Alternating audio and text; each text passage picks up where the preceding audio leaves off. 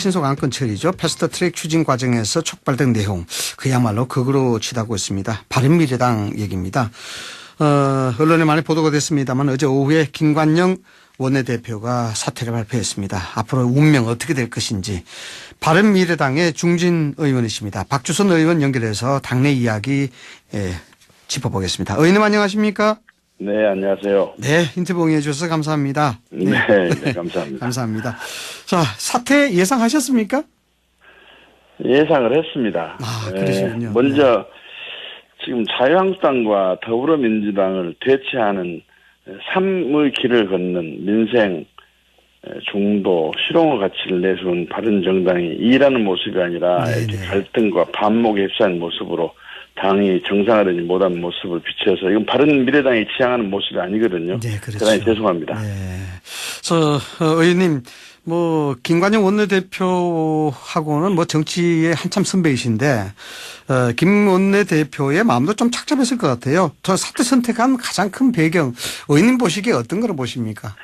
사실은 이 패스트트랙 문제를 가지고 이렇게 사생결단식으로 당내 잡음과 반목과 갈등이 심화될 일이 아니거든요. 네. 이건 본회의 통과가 아니라 논의의 장에 불과하는 거기 때문에. 그런데 아무튼 패스트트랙 처리하는 과정에서 원내대표가 다소의 좀 아쉬움이 있는 점도 있는 것 같습니다. 그런데 이걸 가지고 원내대표를 사퇴를 하라 하고 계속해서 집요한 공격을 할 일은 아니라고 생각했는데 어찌됐거나 원내대표는 자기의 사퇴로 인해서 당이 다시 반목 갈등을 치유하고 화합되는 계기가 됐으면 좋겠다는 측면에서 사퇴를 했습니다. 저도 순교자의 자세와 정신으로 당을 위해서 희생을 하는 것도 괜찮겠다고 저도 조언을 했습니다. 예. 어제 저도 그 뉴스 보면서 참 정치 어렵다라는 생각이 했었는데 아마 우리 의원님도 그런 생각 하시지 않나 싶습니다.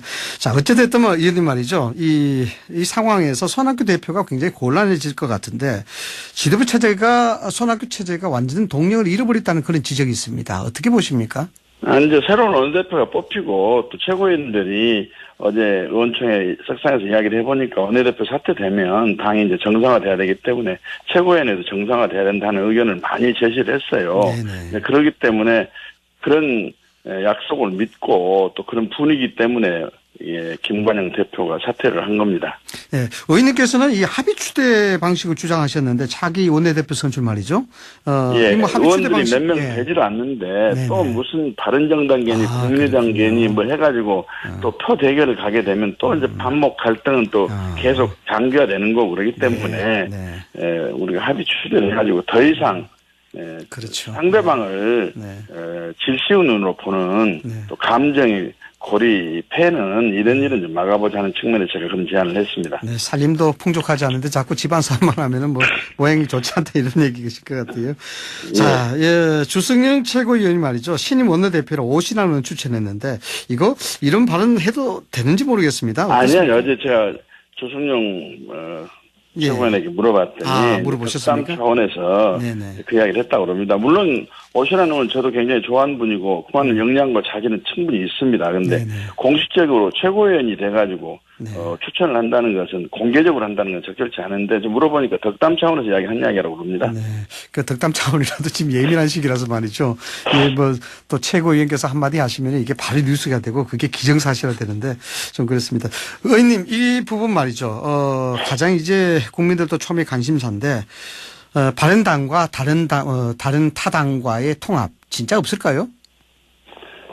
정치는 생물이기 때문에 또 상황과 그 여건에 따라서 우리가 또 살기 위한 자구책 또는 자각 노력 차원에서 어떤 전략이 필요할 때가 있을 수 있습니다. 그런데 지금은 이제 아예 우리 국민의당과 바른정당이 통합할 때의 정신에 따라서 우리가 스스로 자각 노력을 하자고 했기 때문에 당분간은 그런 의원총회 결의를 준수를 하는데 저는 우리 국민의당과 바른정당이 합해서 바른미래당이 됐거든요. 그렇죠. 그런데 이제 바른정당은 박근혜 대통령의 국정농단에 대해서 탄핵을 해야 한다고 주장하면서 자유한국당을 탈당했던 불인데 그래서 자유한국당을 대체하는 정당으로 바른정당을 만들었고 국민당과 합쳐서 이제 바른미래당을 만들었는데 그분들이 자유한국당으로 다시 돌아간다는 것은 국민에게 한 약속을 배신한 거고 사기극입니다, 사실. 근데 저는 왜 민주평화당과 합당을 하자고 하냐면 민주평화당은 원래 국민당에서 함께했던 동지들입니다. 그런데다가 우리 국민의당을 성공을 시켜가지고 제3교섭단체로서의 우뚝 서게 해준 지역이 그렇죠. 바로 호남입니다. 다시 말하면 협치구도 정치 체제를 만들어준 데가 견인한 데가 바로 호남인데 즉 국민의당의 핵심 지지 기반이 그대로 유지됐더라면 바른미래당의 핵심 지지 기반으로 됐을 텐데 이분들 즉 민주평화당과 분열이 돼가지고 핵심 지지 기반이 지금 완전히 산산조각이 났어요. 그래서 그 복구 차원에서 하자 하는 이야기고 그것도 뭐 민주평화당만 하자는 게 아니라 삼지대 빅텐트를 쳐서 제 사무기를 동의하고 참여하겠다는 분들을 전부 다 함께 해서 그야말로 자유한국당, 더불어민주당을 대신하는 그런 정당을 한번 만들어보자 하는 저는 주장이기 때문에 자유한국당하고 바른미래당이 합친다는 것이나 그 길로 다시 되돌아간다는 것이나 이게 또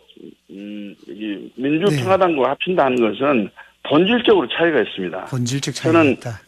바른미래당을 살리기 위한 몸부림차원에서 그런 안을 제시했던 거고 어제 의원총회 의결이 그렇게 됐기 때문에 저는 의원총회에 따르겠습니다. 네. 한국당과 합치는 것, 그 다음에 민주당과 민평당 합치는 것, 이게 좀 본질적으로 다르다라는 말씀하셨는데, 의원님, 제가 짧은 생각입니다만, 김관영 원내대표 체제가 버텨주는 것이 민주당으로서는 좋지 않을까요? 혹시 의원님께서는 어제 원내대표. 저희들은 민주당을 대신하는 체제지, 지금 민주당과 당당히 맞서서 협의와 합의를 해서 당을 운영을 할 이치에 있기 때문에 김관영 대표가 무슨 민주당을 위해서 존재하는 대표가 아니고 그렇죠. 우리 바른미래당을 위해서 존재하는 대표였기 때문에 바른미래당을 위해서 최후 살신성인을 하는 자세로 사퇴를 했다고 저는 평가를 합니다. 살신성인의 자세다. 예. 저희 패스트트랙에 대한 부분들이 좀 흔들리진 않을까요, 의원님? 이제 저는 그렇습니다.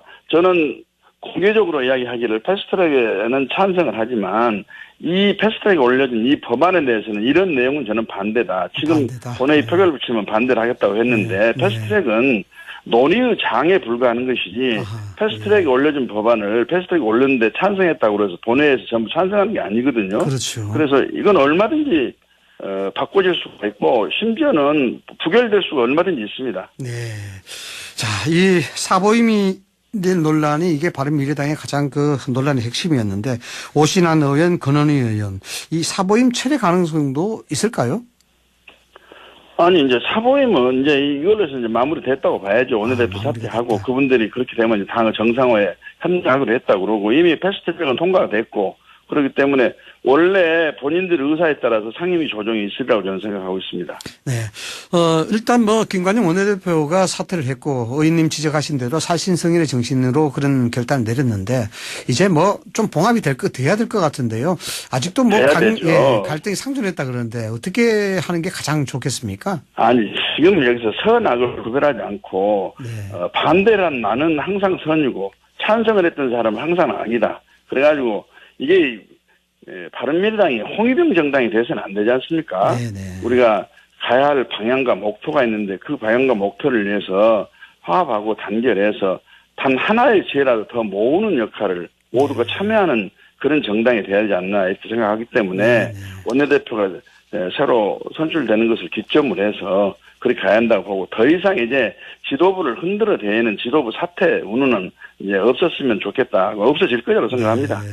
의원님 말이죠. 저 개인적으로 의원님께서는 대한민국 정치에 있어서 제3지대, 이 다당제 구도 이런 것들이 바른미래당과 민평당 이걸 중심으로 해서 계속 이어져야 되고 또 그런 형태에서 각 당이 위치를 사수를 해야 된다. 이렇게 보시고 계신가요?